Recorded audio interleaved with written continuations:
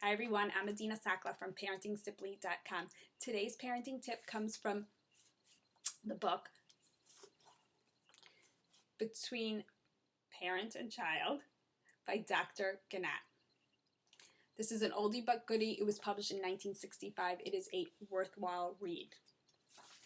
Today, we will find out the best way to respond when a child says, "I'm stupid." So Dr. Gannat says, when a child declares that he is stupid or ugly or bad, nothing we could say or do will change his self-image immediately.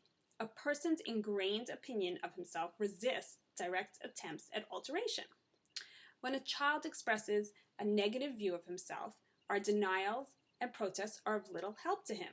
They only bring forth a stronger declaration of his convictions. So I don't know if this has ever happened to you, but before I read this book, my child would come to me and say, "I'm stupid." I would say, "No, you're not. You're very smart." And my child would say, "No, I'm really stupid." And I would say, "No, you're not." And he'd say, "Yes, I am." Right? We'd end up arguing in that Bugs Bunny cartoon kind of way. And this is why. The more you argue with them, the more they feel like they have to defend themselves. And the more they feel like they have to defend their position, that they are stupid. So instead, Dr. Gannat says that we need to reflect our child's feelings. And he says that when a child comes to us and says, "I'm stupid," we need to say things like, "You really feel that way? You don't think of yourself as smart?" And he gives some examples of what you could say when your child comes to you and says, "I'm stupid." He says that you can say, "In school, you must be afraid a great deal of the time. Maybe you're afraid you'll fail, or maybe you're afraid of getting low marks. Is it because when the teacher calls on you, you get confused? Or even when you know the right answer, it doesn't come out right? Maybe you're afraid that your words will sound ridiculous. Or maybe you're afraid that the teacher will criticize you, or that the children will laugh at you.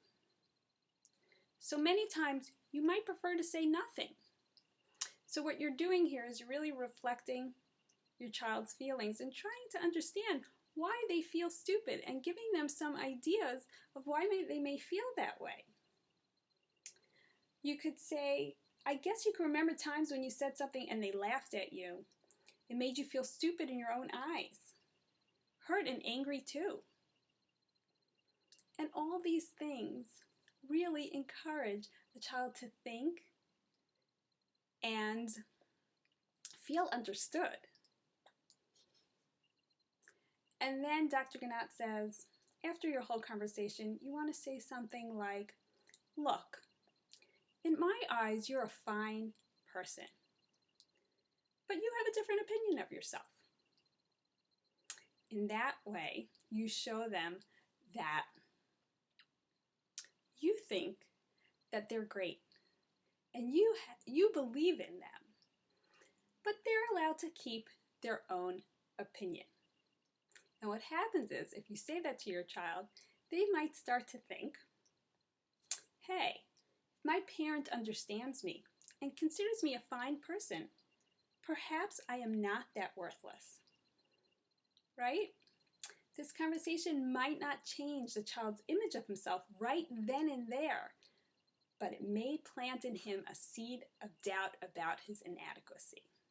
And that's really all we can do. We can't convince them that they're smart, but we could hopefully just plant a little seed and show them that we have faith in them, we think that they're smart, and that we believe in them. That's all we could do. Have a great day. I hope you enjoyed. Come and visit us at ParentingSimply.com and sign up for our newsletter there.